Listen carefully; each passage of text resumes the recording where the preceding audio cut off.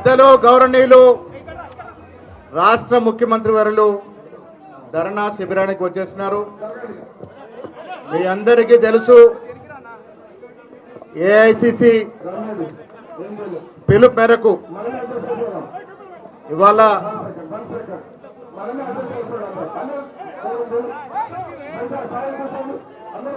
అందరు కూర్చోవాలి, దయచేసి ఎవరు నిలబడద్దు. రామాన్ వెనక్కి వచ్చేసండి, ఎవరు నిలబడద్దండి దయచేసి. ఎక్కడ వాళ్ళలో కూర్చోండి దయచేసి.